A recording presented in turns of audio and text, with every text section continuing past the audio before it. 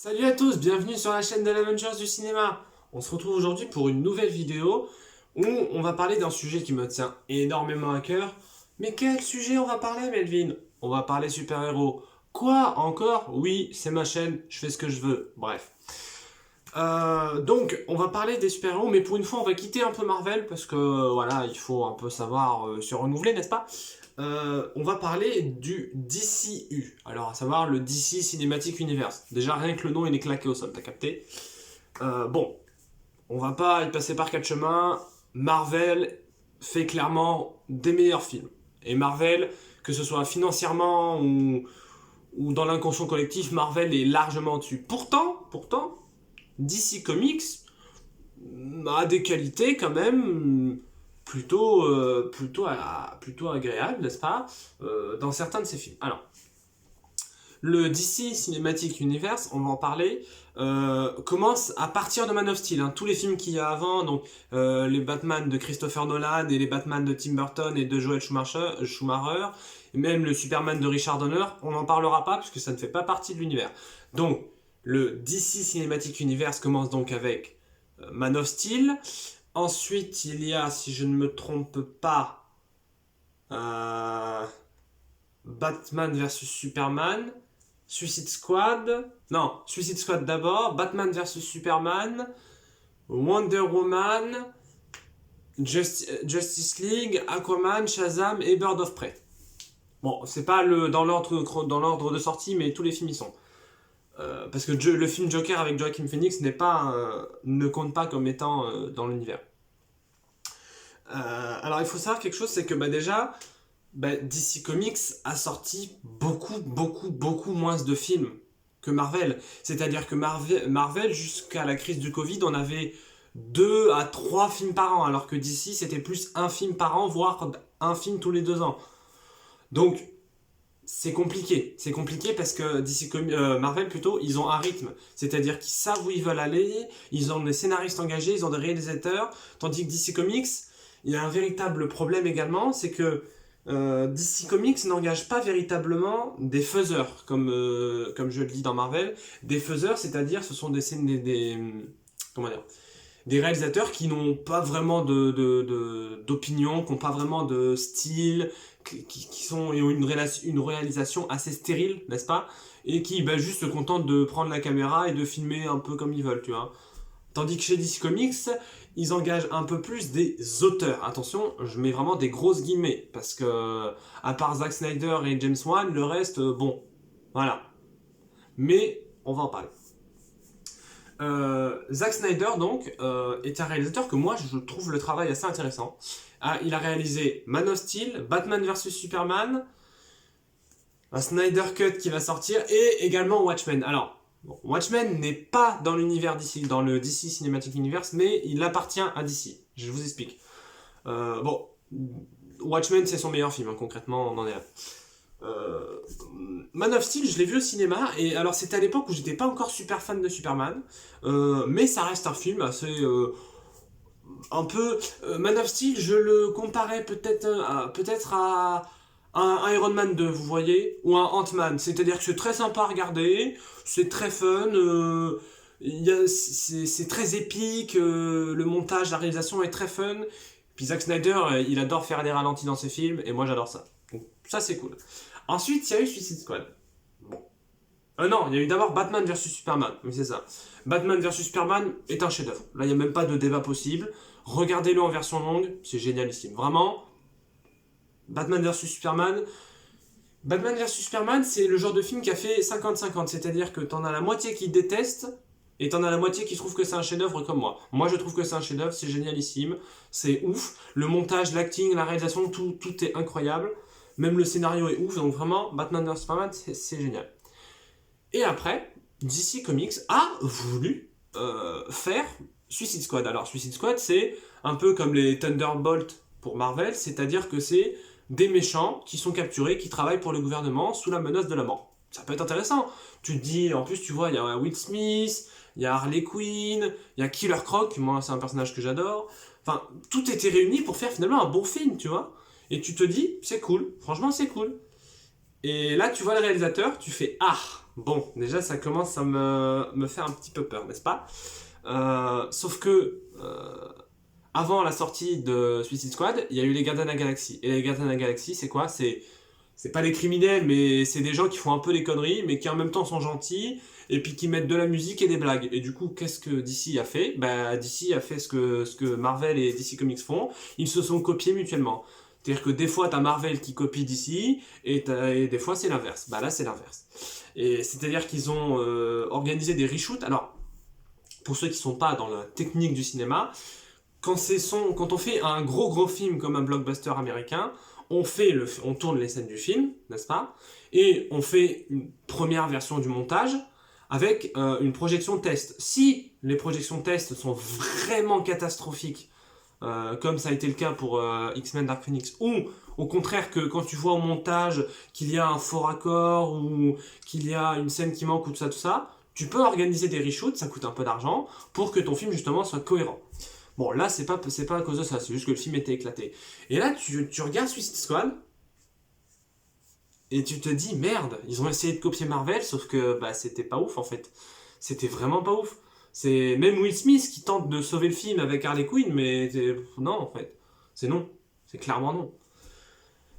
Donc là, ben, on était un peu. Tandis que Marvel commençait avec sa phase 3, donc Captain America Civil War, Thor 3, Doctor Strange, Ant-Man 2, tout ça, commençait à vraiment prendre une très grosse montée en termes financiers, en termes de succès.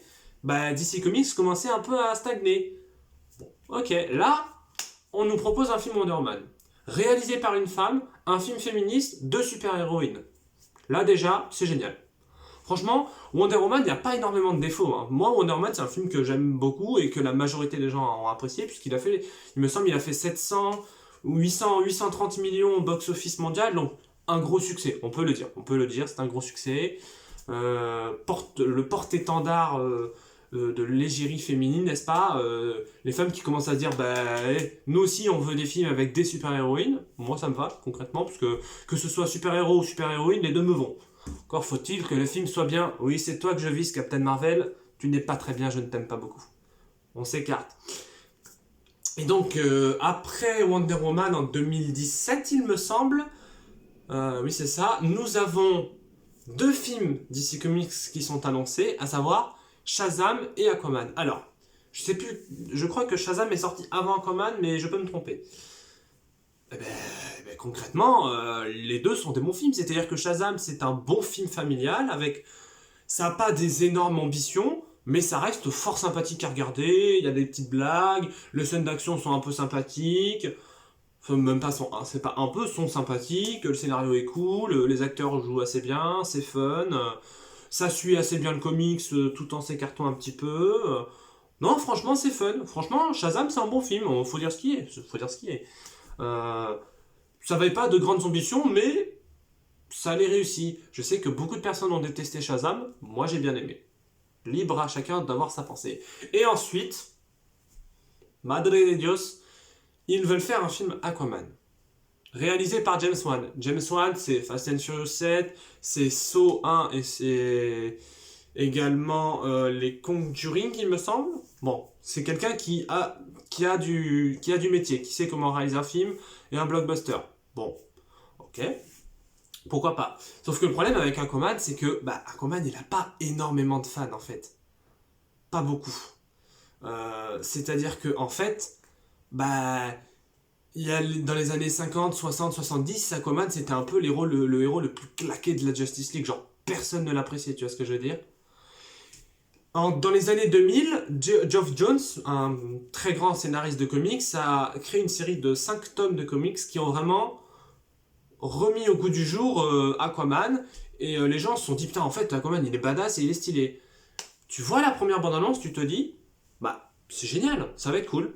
Tu vois la deuxième bande-annonce, tu te fais, ok, super. Et là, tu vois le film, bah, en fait, c'est encore mieux. C'est-à-dire que moi, je vais être honnête avec vous, Aquaman est rentré dans mon top 100 de mes films préférés all time. C'est-à-dire que déjà, j'adore les films qui se passent sous l'eau, Le Monde de Nemo, j'adore. Abyss de James Cameron, j'adore, voyez-les. Enfin moi, dès que ça se passe sous l'eau, ça me fait kiffer. Et en plus, s'il y a un film de super-héros, j'adore. Donc Aquaman c'est génial, le scénario est ouf, la réalisation est pas mal, les effets spéciaux sont vraiment visuellement, tu te dis ok, il y a un truc. En fait ils ont pris le temps de, de travailler en fait ces films. Euh, Ils ont pris le temps de le travailler en fait le film. Puisque et puis c'est méchant, les méchants sont incroyables. Enfin, j'ai même la figurine de Black Manta, donc c'est que vraiment Aquaman, j'ai bien kiffé. Euh, mais mais Melvin, t'as oublié de parler d'un film. Ok. Effectivement, bien avant Aquaman, il est sorti un film qui est sans doute le pire film que j'ai vu de ma vie, un film qui m'énerve très foncièrement, au plus profond de moi qui m'énerve, à savoir Justice League. Justice League, tout comme Batman vs Superman et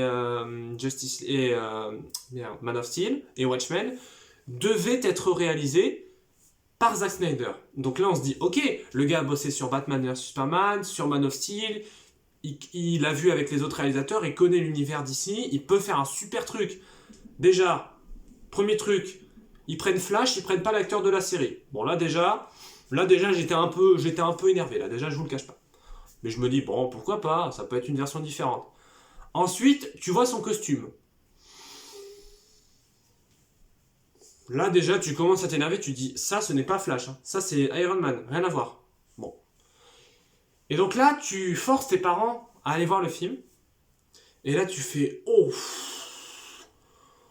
oh là là, oh là là, oh là là là là là là. Donc là, t'es énervé. Là, tu regardes les critiques un peu sur Internet, tu te rends compte que tout le monde a détesté, à part deux trois personnes. Je sais pas comment ils ont fait. Et là, tu te rends compte qu'en fait, pendant la production, pendant le tournage de Justice League, la fille donc de Zack Snyder est décédée, s'est suicidée. Donc lui, évidemment, c'est sa fille, il a donc immédiatement quitté le tournage.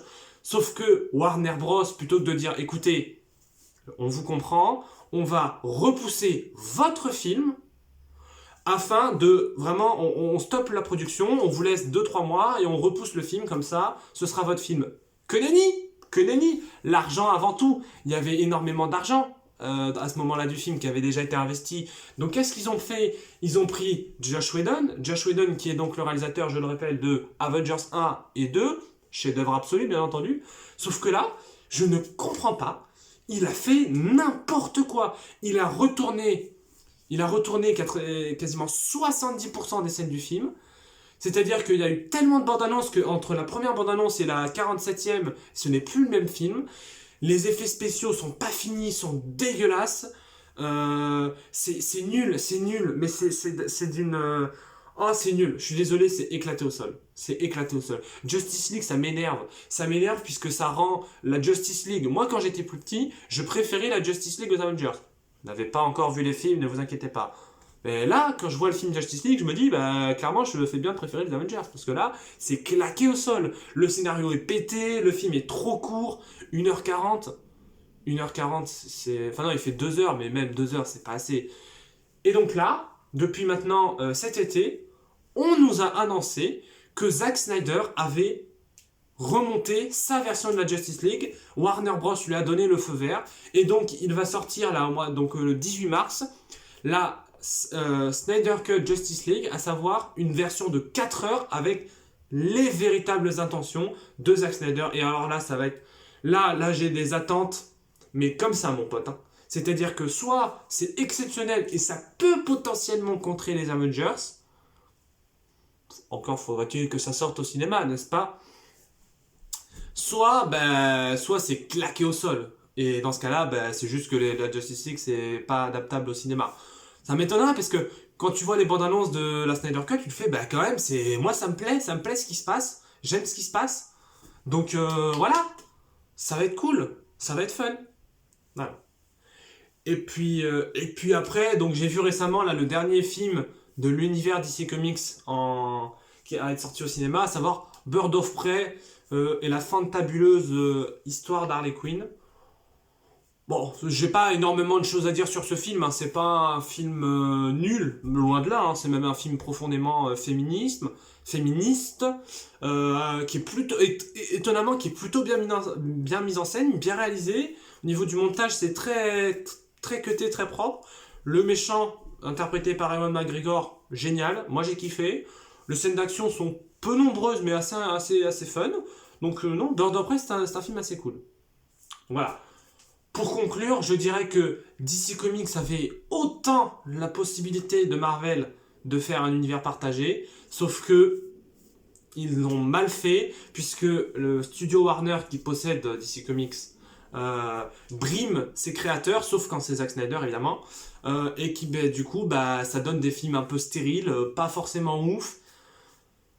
Donc voilà, on attend la Snyder Cut. La Snyder Cut, soit ça va être le porte-étendard du renouveau de DC Comics, soit c'est fini. Donc on verra bien. Écoutez, je vous dis à bientôt pour une prochaine vidéo. N'hésitez pas à liker, abonnez-vous, partagez la vidéo, c'est important, parlez-en autour de vous, vos mères, vos grands-mères, vos parents, vos tontons, vos frères, vos sœurs. On est en route pour le million d'abonnés là. Allez, à plus, c'était l'Avengers du cinéma, à bientôt.